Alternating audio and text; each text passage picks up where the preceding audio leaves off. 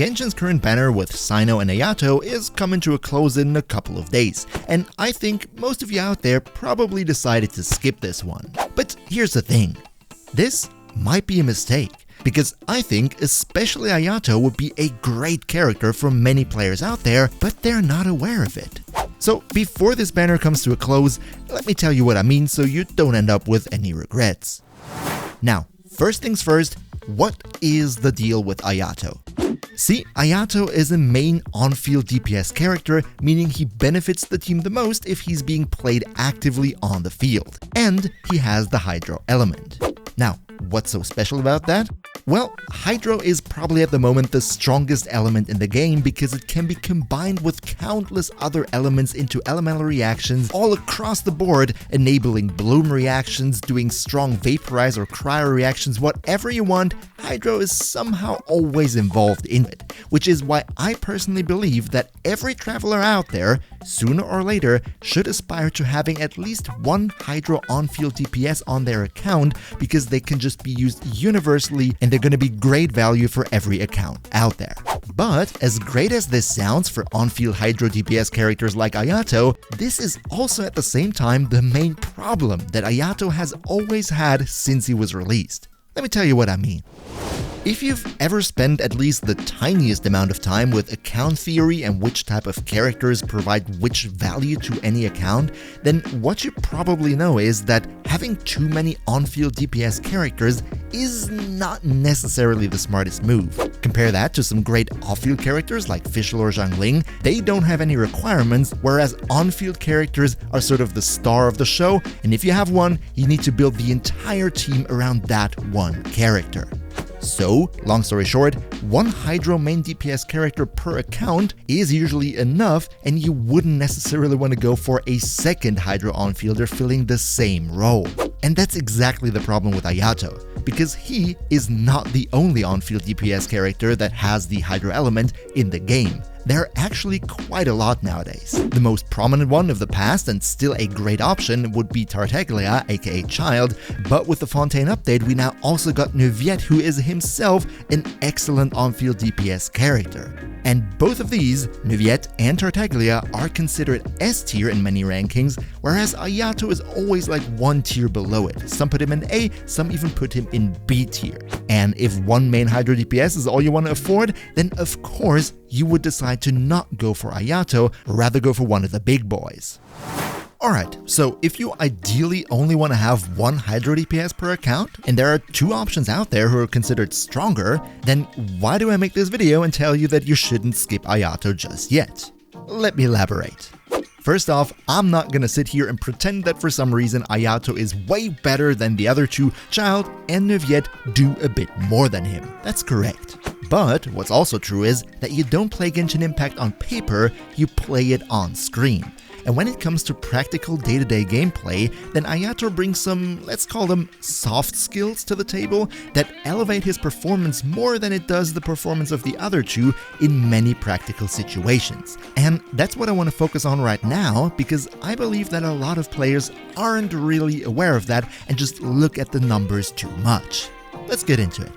Now, if we imagine a day-to-day combat scenario in Genshin Impact, then for most players, these scenarios are not going to be one-on-one fights where you go up against one big bad boss enemy, right? In most scenarios, you're somewhat fighting a group of smaller type enemies and then the occasional elite enemy added to the mix. So let's consider a standard group fight and look at how those characters perform, starting with Child. Child's kit mostly revolves around playing him in melee and switching between light normal and heavy attacks. Mix in the occasional burst, and this is how he deals the most damage. However, as you see in the tryout gameplay from back in the day when he had his rerun, there is a little problem that comes with this playstyle. Lighter, smaller enemies, if they don't die right away, as soon as you trigger a heavy attack, they're being bounced back a couple of meters and you have to use quite some stamina to sprint from A to B to somehow get the enemies back together and go from target to target. This is of course no problem if you have one big boss that you're fighting, and Child really excels in those fights one-on-one against a really strong foe, but as we already said, this is not the norm. You're gonna have to do quite some running because you're pushing the enemies back too much. Now what does Neuviet say to that? Basically, his entire kit revolves around him doing his big Kamehameha charge attack into a big blob of enemies. But while he doesn't push the enemies away and have to run around a lot, this also comes with a problem, because what he needs is kind of like a more exquisite team setup that enables him to do the most damage possible. What I mean is, if the enemies are not grouped up in a big blob, then you're losing a lot of damage potential, meaning he needs other characters, ideally Venti, to put the enemies together, hold them together so he can Kamehameha into that, and that needs a bit more setup than other teams may need. And this is the point where we get to one of the biggest strengths of Ayato over the other two. The main way that Ayato deals his damage is by simply using his elemental skill and then holding down the attack button, and he will unleash these water slashes with his water sword in a quite surprisingly big cone in front of him. Now, the great properties that this attack brings to the table is that not only does he get a certain resistance to knockdown while being in this state, but also the enemies that you hit with it, they are staggered, so they get interrupted in attacking you, especially if they're small enemies, but in contrast to, for example, Child's heavy attack, they are not being bounced back, they're just staggering in place, meaning you don't have to run around and bounce from A to B to sort of catch up with the enemies that you yourself are kicking away. So from a practical standpoint, while the other two are potentially missing out on certain damage that they could do simply due to how they're played and the setup that they require, Ayato works always the same, is always solid, and usually doesn't miss out on any damage that he could deal, except, if he gets killed or something. Also, just by the way, if you could maybe spare a like, I would be super happy. Helps out a ton, especially with small channels like mine. But let's talk about another thing that kind of gets ignored about Ayato, which I think is a great reason to actually get him, especially for free-to-play players out there. As we initially pointed out, all these three characters are on-field Hydro DPSs. But, that's a big but, Child and Neuvillette are a bit more on-field, so to speak, than Ayato. See, Child is a pure combat workhorse, and also Neuvillette kinda doesn't do anything if he's not physically on the field himself. So if they're not on the field, they are completely useless for your team. And while Ayato does the most of his damage also with his on-field attack, with his burst he creates a rain field in which raindrops will fall and damage enemies and apply Hydro, and this one also stays when he's not on the field. So while this is certainly not the focus of his kit, and I would strongly recommend to not use him primarily as an off-fielder, if you really need an off-field Hydro applier and you don't have anything else to work with, then Ayato has the flexibility to be put into the situation and help you out, at least if you don't have anyone better to do it. I think, especially for free-to-play players who might not have a Kokomi because they're saving the Primo Gems, and whose teams mostly consist out of 4 stars supporting maybe one 5-star character, this is a great versatility that can be of gigantic use, whereas the other two don't bring anything except being on the field.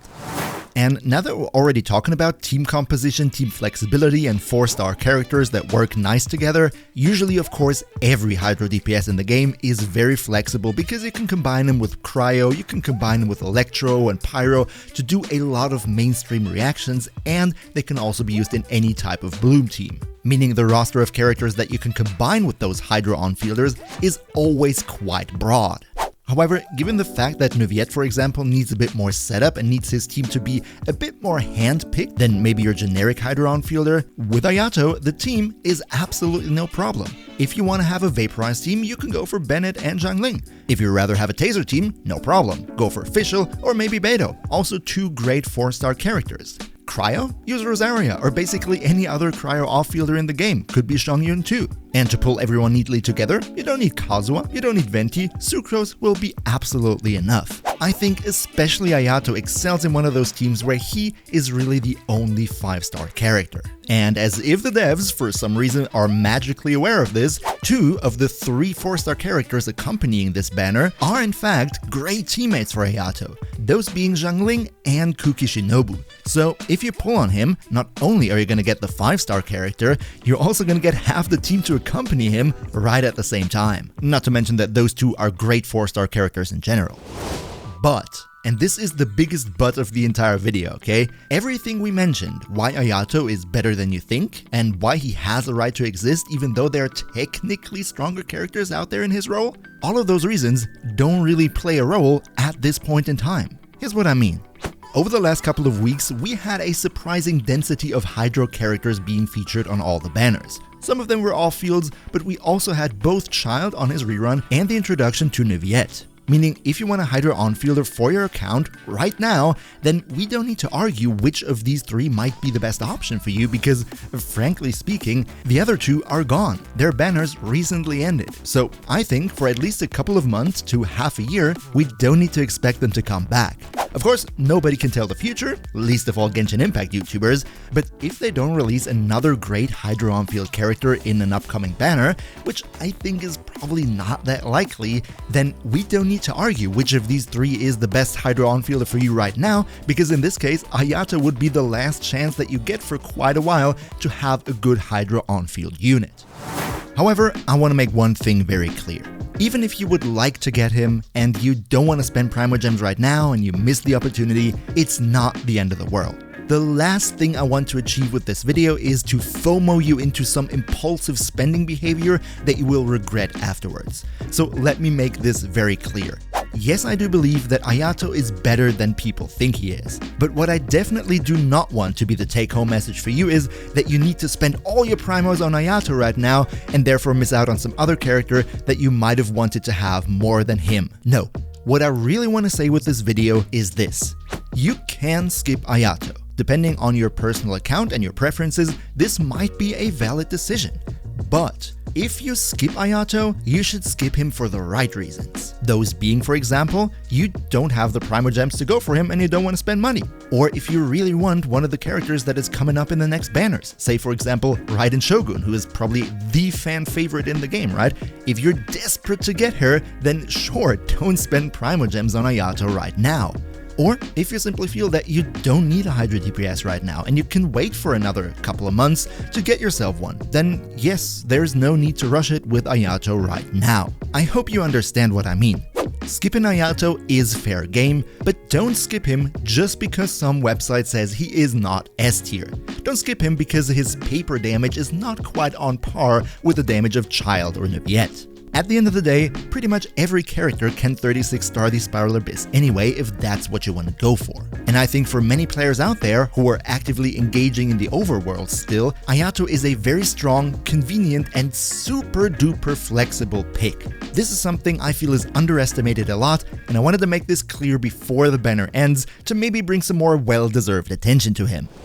Now, I know I hardly upload more than like once a month at the moment, but I'm determined to change that in 2022 and be there for you more often. So if you're looking for a guide to accompany you on your journey, I would be super happy if you maybe consider leaving a sub and joining the crew. I wish you all a great holiday season no matter what you celebrate. And as always, travel smart.